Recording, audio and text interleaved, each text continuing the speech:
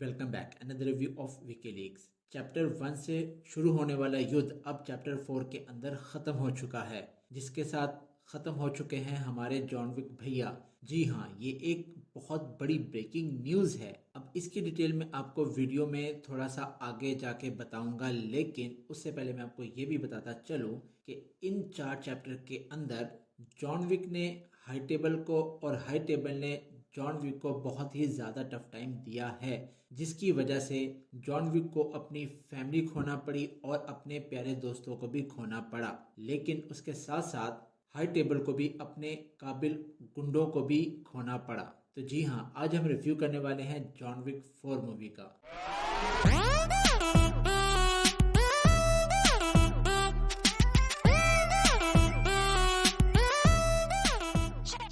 अब जो level John Wick chapter 1 ने सेट किया था, वही लेवल हमें चैप्टर 2, चैप्टर 3 और चैप्टर 4 के अंदर भी दिखाई दिया है। अब ये लेवल आप एक्टिंग में कह सकते हैं, या फिर डायलॉग में, या फिर स्टोरी में, या फिर ड्रेसिंग के अंदर। ये मूवी एक फुल ऑन पैकेज है जिसके अंदर आपको हर चीज मिलेगी। अब इस मूवी को बड़ा बनाती है इस मूवी के एक्शन सीन्स, जो कि लोगों को बेहद पसंद आए थे चैप्टर 1 के अंदर, और इसी चीज को कंटिन्यू रखा चैप्टर 2, चैप्टर 3 और चैप्टर 4 के अंदर। और इसके साथ साथ इस मूवी को जो बड़ा बनाती है वो है एक्टिंग, क्योंकि इस मूवी के अंदर तमाम के तमाम सीनियर्स एक्टर्स थे और ये सब लोग आपको अपनी एक्टिंग के अंदर कहीं पे भी लूज पॉइंट नहीं देने वाले। इसके एक्शन सीन्स इतने ज़्यादा औसम है कि पब्लिक को इतने ज़्यादा पसंद आते हैं कि वो जॉन विक की फ्रेंचाइज को दिलो जान से ज़्यादा चाहती है। हाँ, ये फ्रेंचाइज इतनी ज़्यादा बड़ी नहीं बन पाई, लेकिन ये फ्रेंचाइज किसी से कम भी नहीं है।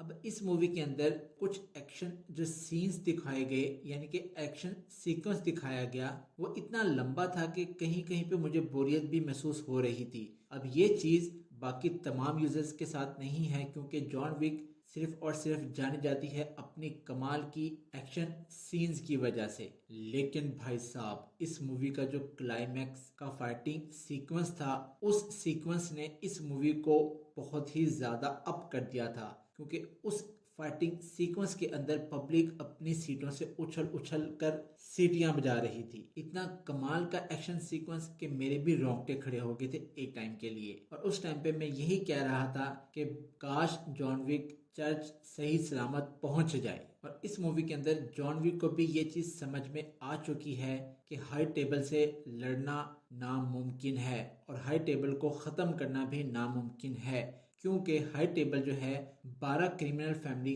के पिलर्स पे खड़ी है। उनमें से अगर आप किसी एक को मारोगे तो उसकी जगह लेने के लिए दूसरा आ जाएगा, अगर आप दूसरे को मारोगे तो उसकी जगह लेने के लिए तीसरा आ जाएगा। तो यही चीज़ जॉन विक को इस मूवी के अंदर रियलाइज हो चुकी थी, तो उसने ये फैसला किया कि अब उसे आज़ादी चाहिए, लेकिन हाई टेबल से लड़कर नहीं, हाई टेबल के पुराने असूलों को मद्देनज़र रखते हुए प्रॉपर मुकाबला करके।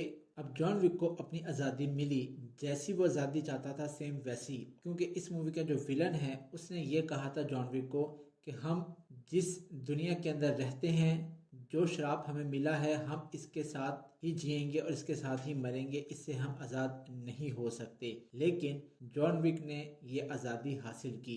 अब इस मूवी के एंडिंग सीन के अंदर जॉन विक की ग्रेव दिखाएगी जिसके ऊपर लिखा था लविंग हस्बैंड, और इससे हमें ये रियलाइज होता है कि जॉन विक अब नहीं रहे। अब यहाँ पे कई ज़्यादा सवाल आते हैं, क्या जॉन विक वाकई में मर चुका है? क्या जॉन विक की फ्रेंचाइज अब ख़त्म हो चुकी है? क्या जॉन विक के चैप्टर्स का अब एंड हो चुका है? तो इन सब सवालों का जवाब एक ही है, ना तो जॉन विक मरा है, ना ही चैप्टर्स जॉन विक के एंड हुए हैं, और ना ही जॉन विक की फ्रेंचाइज बंद हुई है, बल्कि ये तो अभी बिगनिंग है इस फ्रेंचाइज को और आगे लेके जाने की। तो अब जॉन विक ने ऑफिशियली अपनी डेथ तो डिक्लेयर कर दी है, लेकिन उसने अपनी जुर्म की दुनिया से संन्यास ले लिया है। और जब जॉन विक की जरूरत पड़ेगी तो जॉन विक दोबारा ज़रूर आएगा, लेकिन उससे पहले जॉन विक की सीरीज़ को आगे बढ़ाने के लिए कुछ मूवीज़ आएंगी जो कि इस फ्रेंचाइज को और बड़ा बनाएंगी। तो मेरा रिव्यू आपको कैसा लगा और मेरी इन्फॉर्मेशन आपको कैसी लगी? अगर अच्छी लगी तो मेरे चैनल को सब्सक्राइब करें और मेरी वीडियो को भी लाइक करें। और अगर मुझसे दोस्ती करनी है तो इंस्टाग्राम पे आपको मिलूंगा, लिंक डिस्क्रिप्शन में आपको मिल जाएगा।